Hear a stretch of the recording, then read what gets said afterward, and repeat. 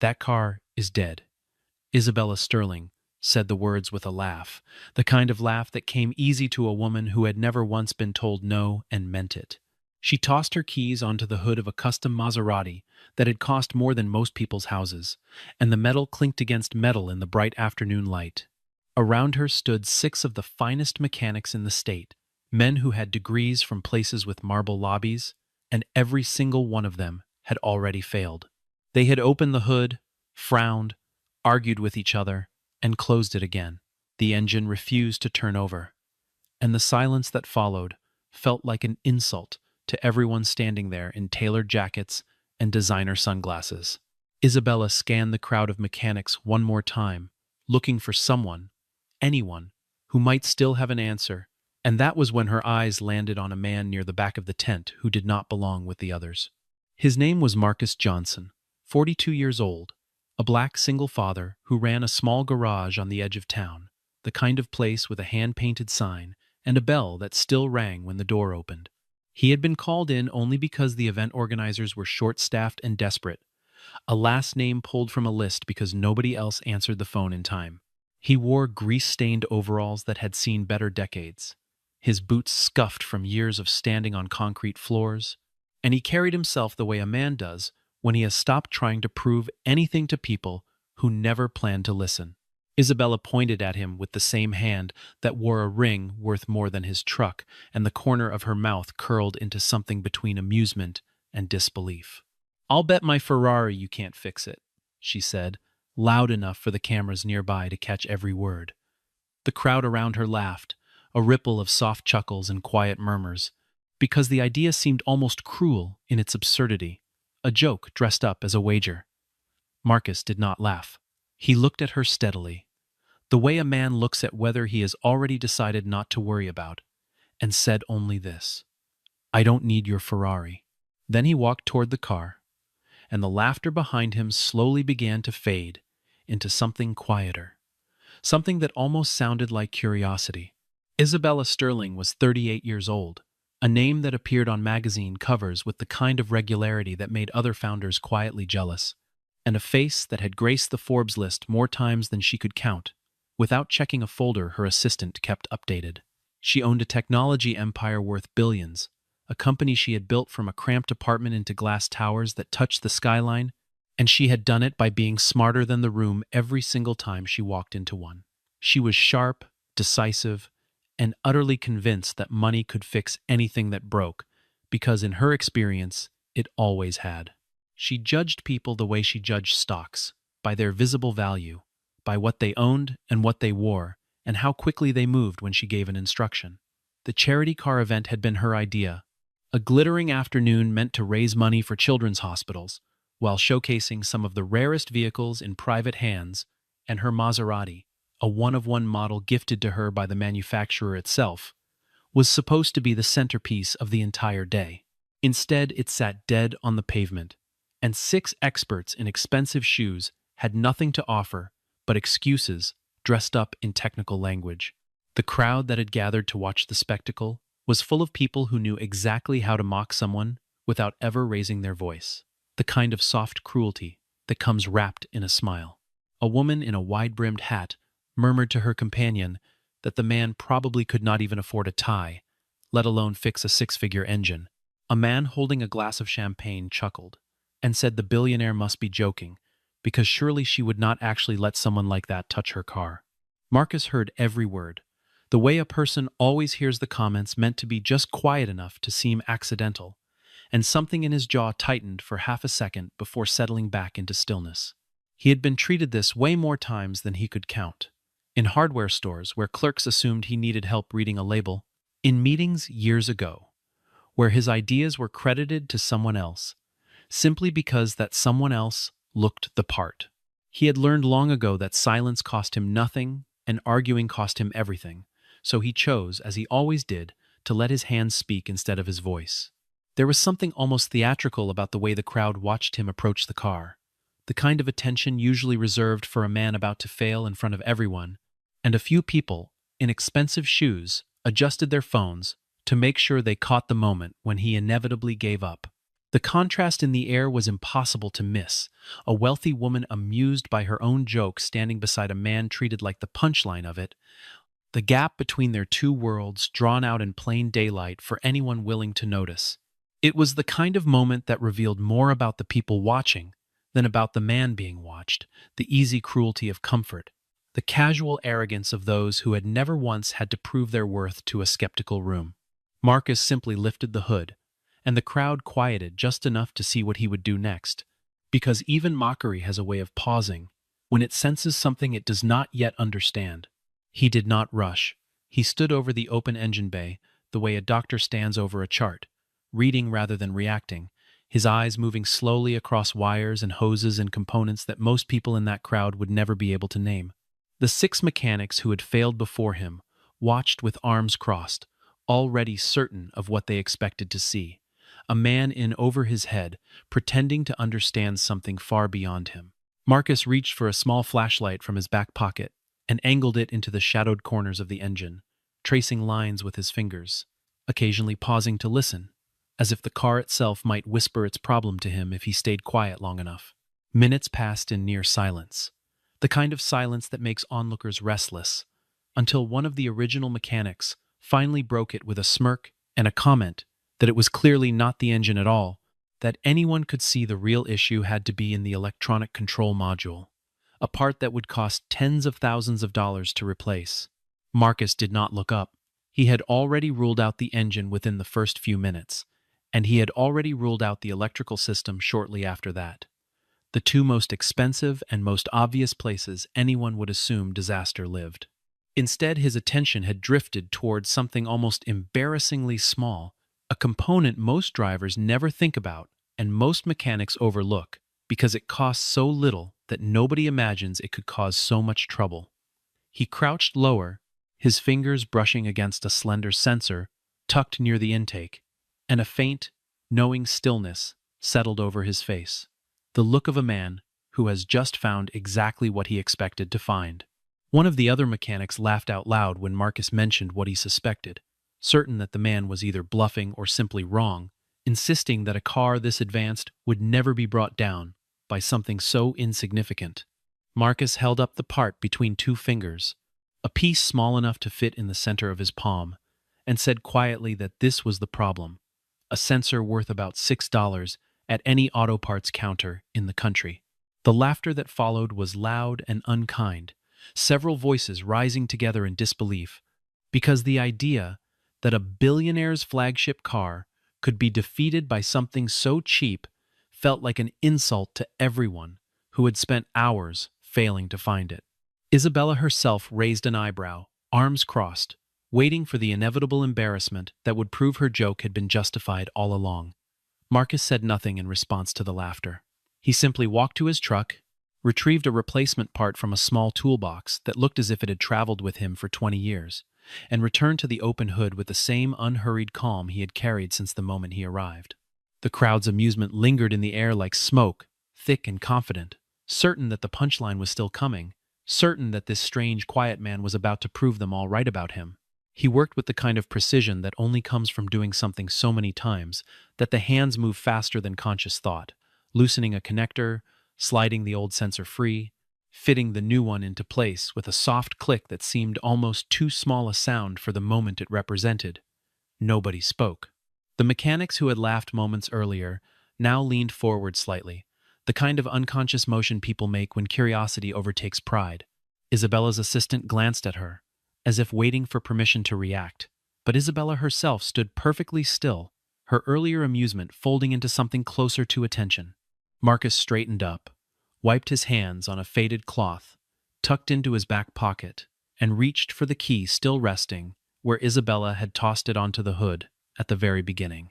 He slid into the driver's seat without ceremony, turned the key, and the engine roared to life on the very first try, a clean, powerful sound that rolled across the lot and silenced every lingering whisper in an instant. For a moment, nobody moved. The 6 mechanics who had failed stood frozen, their earlier confidence evaporating into something between disbelief and quiet her champagne-colored confidence draining from her face as the engine settled into a smooth, steady hum, that sounded nothing like the dead silence from 20 minutes before. The crowd that had laughed loudest only moments earlier now stared in a stunned hush, the kind of silence that feels heavier than noise ever could. Isabella stepped forward, her heels clicking against the pavement in sharp, uneven steps, and demanded that someone check the diagnostics again, certain there had to be some mistake, some trick, some explanation that did not involve a man in grease-stained overalls, outsmarting 6 credentialed professionals with a single afternoon and a $6 part. One of her own engineers pulled up the diagnostic readout on a tablet, scanning through lines of data with visibly shaking hands, and after a long pause now, he looked up and said quietly that everything read perfectly normal, every system green, every number exactly where it should be. Isabella looked at the engineer, then at the car, then finally at Marcus, who stood beside the open door with his arms loose at his sides, not gloating, not smiling, simply waiting for whatever she would say next. The truth settled over the crowd slowly, the way truth often does when it contradicts everything people believed only minutes before. And the truth was simple. Marcus had been right, and every single person who had mocked him had been wrong. A long moment passed before Isabella spoke again, her voice quieter now, stripped of the performative confidence it had carried earlier in front of the cameras. She turned to her assistant and asked him to bring the keys to the Ferrari, the very car she had wagered without a second thought, certain such a moment would never actually arrive.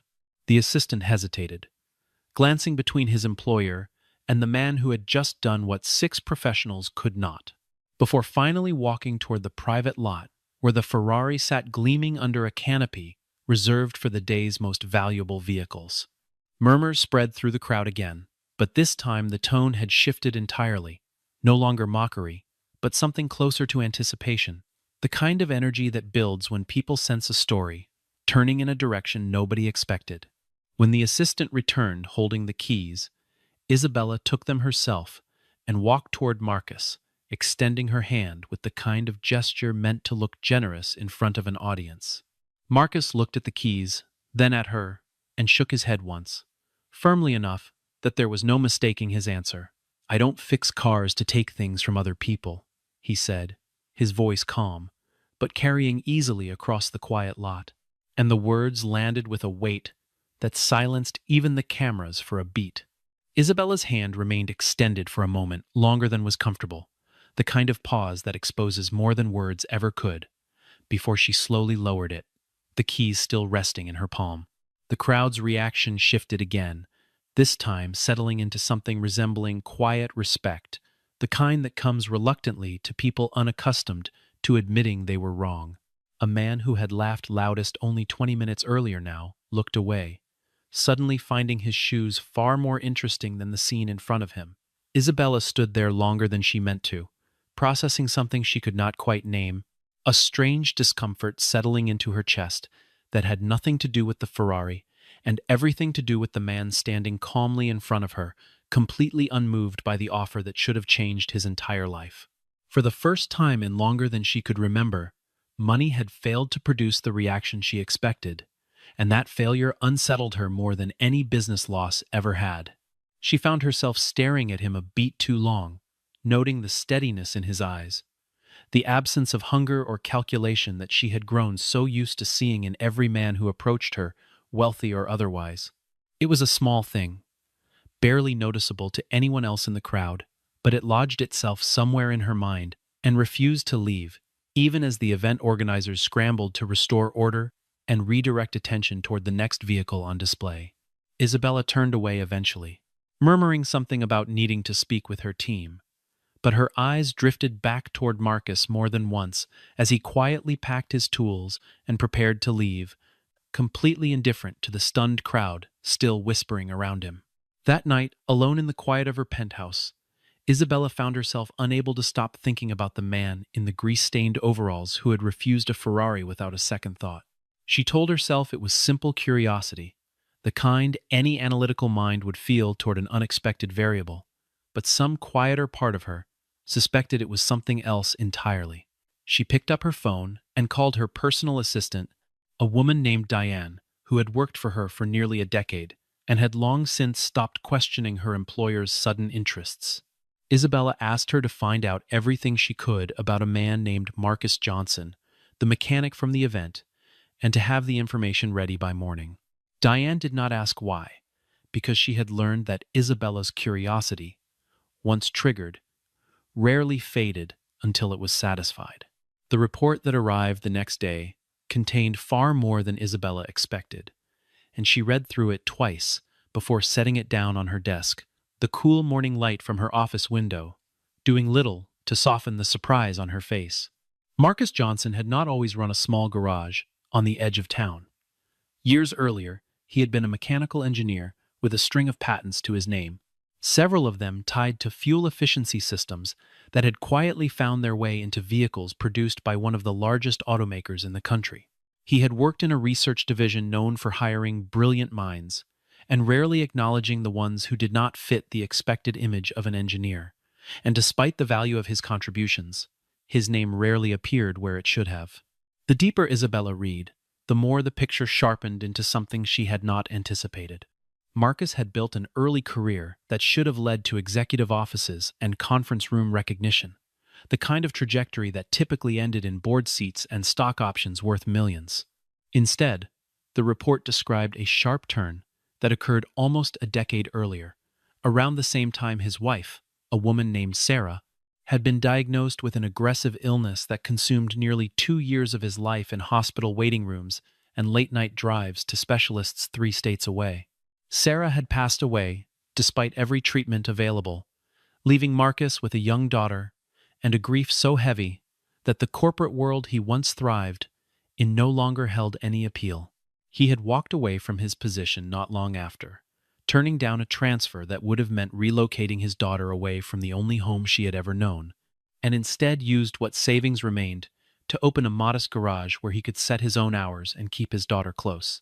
The decision had cost him prestige, income, and the kind of recognition his early career had promised, but it had given him something the corporate ladder never could: the ability to pick his daughter up from school every single day and tuck her into bed every single night without missing a moment.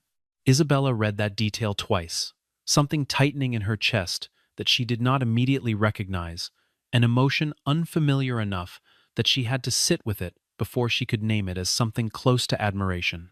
She thought of her own life, the meetings that bled into dinners, that bled into red-eye flights, the apartment she rarely saw before midnight, the relationships that had quietly dissolved over the years because she had always chosen the company over the person standing in front of her. She had built an empire most people only dreamed of, and yet she had never once made a choice like the one Marcus made, the choice to walk away from prestige for the sake of someone who needed him more than any company ever could. For the first time in longer than she could remember, Isabella felt something close to envy toward a man whose bank account was a fraction of her own, because what he had built could not be measured in dollars, and that realization unsettled her more than she expected. The report also mentioned, almost as an afterthought buried near the final pages, that Marcus had been offered his old position back twice in the years since he left, each time with a larger salary attached, and each time he had declined without hesitation. One offer, dated only 14 months earlier, included a relocation package and a director title that would have placed him among the youngest senior engineers in the company's history. He turned it down in a single email, 3 sentences long, thanking them for their consideration and explaining that his life was exactly where he wanted it to be. Isabella read that email twice, printed at the back of Diane's report, and found herself wondering what it must feel like to be so certain of your own priorities that an offer like that required no deliberation at all. She tried to imagine herself writing a similar email at any point in the last 15 years and could not picture it, not once, not even during the rare vacations she allowed herself before cutting them short to return to a crisis that rarely turned out to be as urgent as it felt in the moment. Somewhere in that comparison, she began to understand that the gap between her life and his was not about money or status at all, but about the quiet confidence of a man who had already decided what mattered and never needed to be convinced otherwise. It was a kind of peace she did not know how to access, and for the first time, she wanted to learn rather than simply observe it from a careful distance. A week passed before Isabella found herself driving toward the edge of town without telling anyone where she was going. Her assistant left in the dark for once, her usual entourage of advisors and security conspicuously absent. She told herself she was simply curious about the garage, about the man who had embarrassed 6 of the finest mechanics in the state with a $6 part. But the truth ran deeper than curiosity, and some part of her recognized that even as she pulled into the gravel lot outside the small building with its hand-painted sign, she parked her car a short distance away, far enough that it would not draw attention, and walked the rest of the way on foot, dressed down in a way she rarely allowed herself to be seen in public. What she found inside surprised her more than anything in the report Diane had compiled. Marcus was bent over the open hood of an old sedan, belonging to an elderly woman who stood nearby, visibly anxious about the cost of whatever repair awaited her. Isabella watched from a distance as Marcus straightened up, wiped his hands, and told the woman the part needed would only run her about $15, and that he would not charge labor since she had been a loyal customer for years. The woman's relief was immediate and genuine, her shoulders dropping as she thanked him repeatedly, and Marcus simply nodded, already moving toward his next task without waiting for gratitude to linger. Throughout the afternoon, Isabella observed more of the same. A young man with a battered truck and an even more battered wallet received a discount Marcus never advertised. A single mother, with 2 children, waiting in the backseat of her car, left with a repair bill far smaller than Isabella suspected it should have been, given the parts involved. Neighbors stopped by simply to greet him, calling him by name, asking after his daughter, treating him with the kind of warmth typically reserved for old friends rather than a man running a business. It became clear to Isabella that Marcus was not merely tolerated in this community, he was woven into it, trusted in a way that no amount of money could buy. At one point, an older man walked in with a paper bag full of vegetables from his own garden, setting it on the counter without a word of explanation, simply nodding at Marcus before walking back out to his car. Marcus accepted the gift with the same quiet gratitude he seemed to bring to everything, calling out a thank you that carried genuine warmth rather than polite obligation. Isabella watched the exchange from her position near the doorway and realized she could not remember the last time anyone had given her something simply because they appreciated her, without an agenda attached, without expecting something equivalent in return. Every gift she had received in the past decade arrived wrapped in strategy, a favor designed to be called in later, a gesture calculated to curry favor with someone whose signature could change a company's fortune overnight. The contrast struck her harder than she expected, the memory of her own social circle rising unbidden in her mind, the dinners filled with calculated compliments and conversations that always seemed to circle back toward what someone wanted from her. She thought of board members who smiled warmly in meetings and undermined her decisions the moment she left the room, of acquaintances who called themselves friends, but never once asked how she was actually doing beneath the surface of her success. Marcus, by contrast, seemed to live in a world built on something she had nearly forgotten existed: simple sincerity, the kind that asked for nothing in return and gave generously regardless of what came back.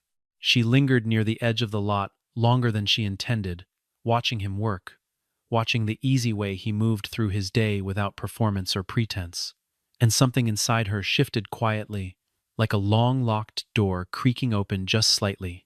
She did not approach him that day. She simply watched, absorbed, and drove home with thoughts she could not quite organize into words. Only the growing certainty that whatever she had witnessed mattered more than she initially understood. It was nearly 2 weeks later when Isabella finally returned to the garage, this time with a purpose she had rehearsed carefully on the drive over. She found Marcus alone, finishing up the last repair of the day, and she waited until he noticed her standing near the doorway before speaking. She told him she wanted to offer him a position within her company, a senior engineering role with a salary in the millions, full benefits, and complete creative freedom over any project he wished to pursue. It was the kind of offer most people would accept without a second thought, the kind of number that changed lives overnight, and she delivered it with the practiced confidence of someone who had never once been turned down on something so generous. Marcus listened politely, setting down the wrench in his hand, and when she finished, he simply shook his head and said that money was not what he was looking for. Isabella blinked, certain she had misheard him, and asked him to clarify, assuming perhaps the number had not been high enough or the role not impressive enough. He explained, patiently, that he had once lived for titles and recognition, had once believed that climbing higher meant living better, until the years with his wife taught him otherwise. He told her that what he had now, his daughter, his community, his quiet evenings free of obligation, was worth more to him than any office with his name on the door. Isabella stood there for a long moment, processing words that contradicted everything her world had taught her about value and ambition. She left the garage that evening with a strange heaviness settling over her, the kind of discomfort that comes from realizing the rules you have lived by your entire life might not be universal truths after all. For the first time, money had failed to move someone, and so had power, two forces she had relied on for decades to get whatever she wanted from whoever stood in front of her. She drove home in silence, the radio off, her mind replaying his words again and again, until she had to admit to herself, quietly and reluctantly, that her interest in Marcus Johnson had stopped being about curiosity entirely. She liked him, not despite his refusal of everything she offered, but because of it, because he was the first man in years who had not wanted a single thing from her.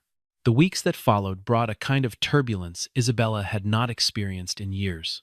Her company's flagship project, a next-generation electric vehicle platform she had championed publicly for the better part of 2 years, began to unravel under the weight of manufacturing delays and quietly mounting technical failures.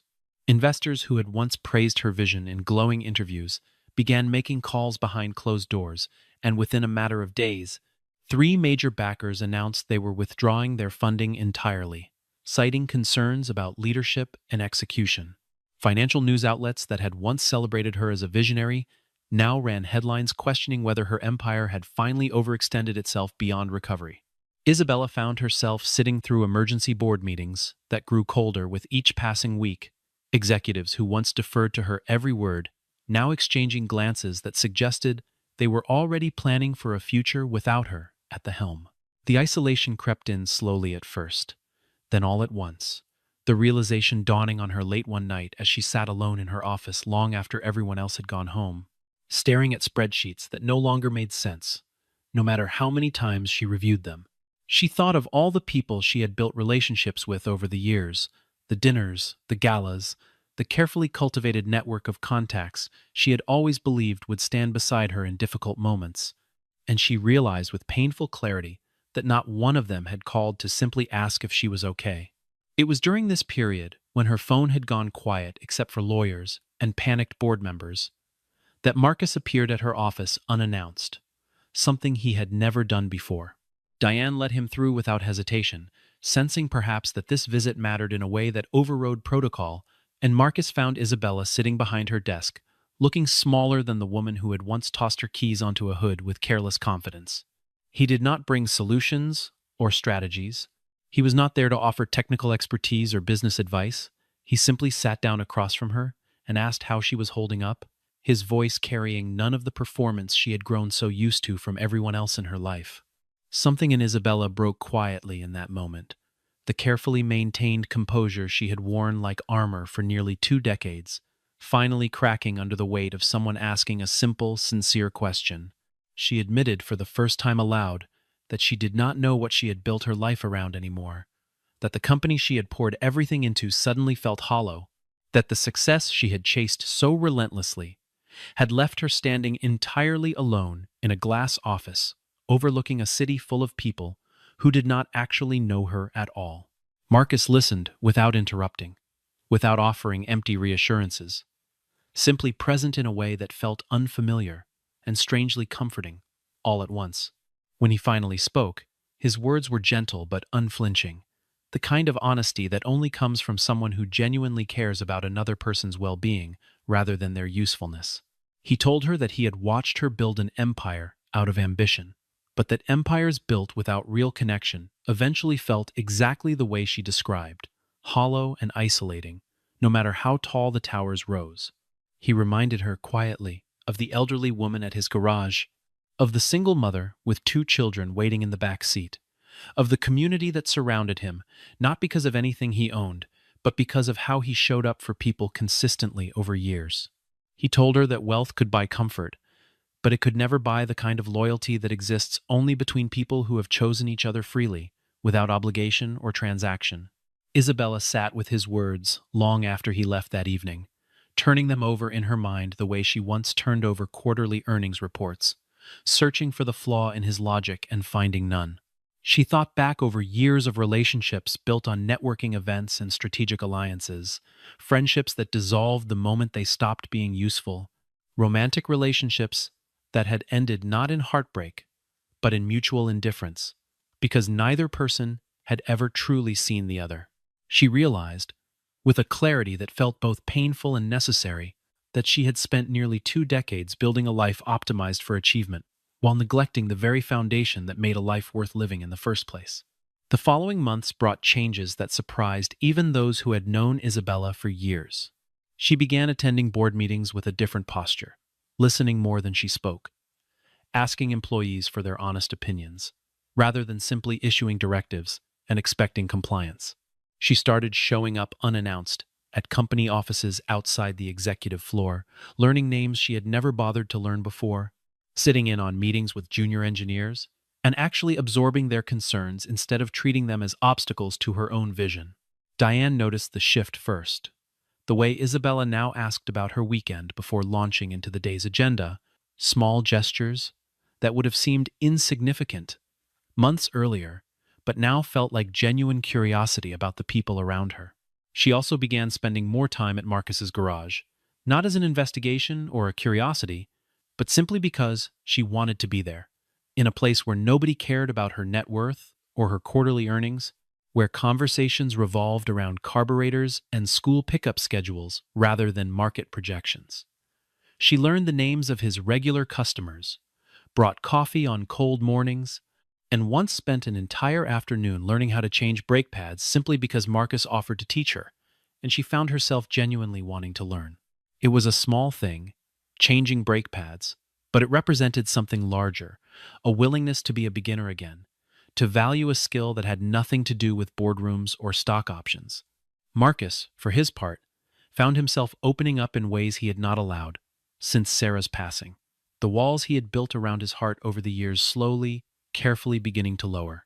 He had grown accustomed to being alone in the specific way widowers often are, surrounded by people but fundamentally isolated in his grief, certain that nobody could understand the particular shape of his loss.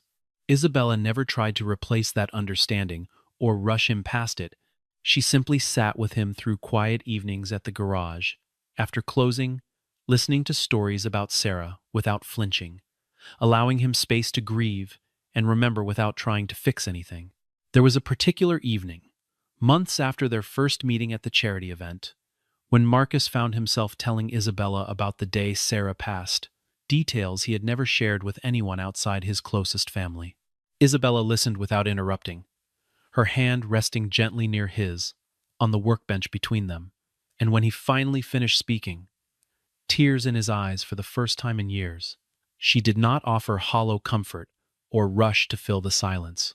She simply stayed, present in the quiet aftermath of his grief, and something in that stillness told Marcus more clearly than any words could that this woman understood the difference between being fixed and being accompanied.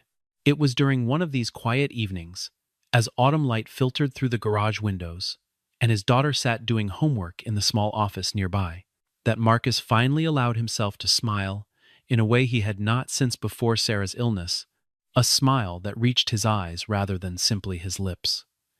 Isabella noticed it immediately, the rare and quiet transformation of a man who had spent years protecting himself from exactly this kind of vulnerability, and something warm settled in her chest that felt entirely different from anything she had experienced in her relentless pursuit of success. She realized, watching him in that moment, that she had fallen in love with him slowly, almost without noticing, in the space between admiration and respect that had grown steadily since the day he refused her Ferrari. The months continued to unfold, with a kind of quiet steadiness neither of them had expected to find at this stage in their lives. Isabella's company eventually stabilized, not because she fought harder than before, but because she finally began leading with the kind of genuine investment in her people that inspired loyalty rather than mere compliance. Employees who had once seen her as distant and unreachable now spoke of her differently, citing her willingness to listen, her newfound patience, the way she remembered details about their lives that had nothing to do with productivity metrics. The crisis that had once threatened to dismantle everything she built instead became the catalyst for rebuilding it on a foundation far more sustainable than ambition alone had ever provided. One late afternoon, nearly a year after the charity event that had started everything, Isabella found herself back at the same small garage where she had first watched Marcus replace a $6 sensor in front of a crowd that mocked him without mercy. The garage looked exactly the same hand-painted sign, the same bell above the door, the same scent of motor oil and metal that had become strangely comforting to her over the months. Marcus was there, as he always was, finishing up a final repair as the sun began its slow descent over the rooftops, and he looked up when he heard the bell ring, his face breaking into the easy smile that had become so familiar to her now. Isabella walked toward him slowly, her hands tucked into the pockets of a simple coat far removed from the designer outfits she once wore exclusively, and she stopped a few feet away, looking at him with an expression that carried both nostalgia and something far deeper. She told him that on the day they first met, she had believed she was simply making a bet, a careless wager involving a Ferrari she never expected to actually lose. She paused, gathering the words carefully, and admitted that she had been wrong about what she was actually risking that day, that the real wager had never been about a car at all. What she had truly bet, she told him, without fully realizing it at the time, was her own heart. And somewhere along the way, she had lost it entirely to a man in grease-stained overalls who wanted nothing from her except her honesty. Marcus set down the tool in his hand and walked closer, the distance between them shrinking in a way that felt inevitable rather than rushed, the culmination of months of quiet evenings and honest conversations that had slowly rebuilt something in both of them that life had once taken away. He told her that he had spent years believing he would never again allow himself to feel this way about anyone, certain that loving someone meant eventually losing them, a lesson grief had taught him too thoroughly to easily unlearn. But watching her change over the past year, watching her trade ambition for genuine connection, watching her show up consistently in ways that had nothing to do with performance or transaction, had slowly convinced him that some risks were worth taking again. For the first time since Sarah's passing, Marcus allowed himself to fully open his heart to someone, not cautiously or with reservation, but completely, the way he had once believed himself incapable of doing again. The two of them stood together in the quiet garage as evening lights slanted golden through the windows, his daughter's laughter drifting in from the small office where she sat with her homework, forgotten in favor of a video on her tablet, and neither of them felt any urgency to rush the moment, content simply to stand together in a silence that finally felt complete rather than empty. In the months that followed, Isabella and Marcus began building something neither expected when their story first began, a foundation dedicated to training young mechanics from underserved communities, offering scholarships and apprenticeships to talented individuals who might otherwise never receive the recognition their skills deserved. They funded it together, Isabella providing resources that came easily to someone of her wealth, Marcus providing the expertise and mentorship that no amount of money could replicate.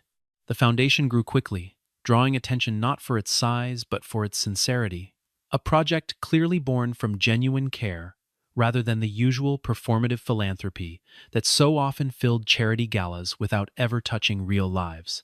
The first class of apprentices included a teenage girl from a neighborhood not unlike the one where Marcus had grown up, a young man who had been working 3 jobs just to support his younger siblings, and a quiet veteran, still adjusting to civilian life after years of service overseas. Marcus mentored each of them personally, teaching not only the technical skills that had once defined his own career, but also the kind of patience and integrity that had carried him through the hardest years of his life. Isabella, for her part, found herself attending every graduation ceremony the foundation held, sitting in folding chairs in community centers rather than ballrooms, applauding young people whose names she had come to know personally rather than reading about achievements in a quarterly report.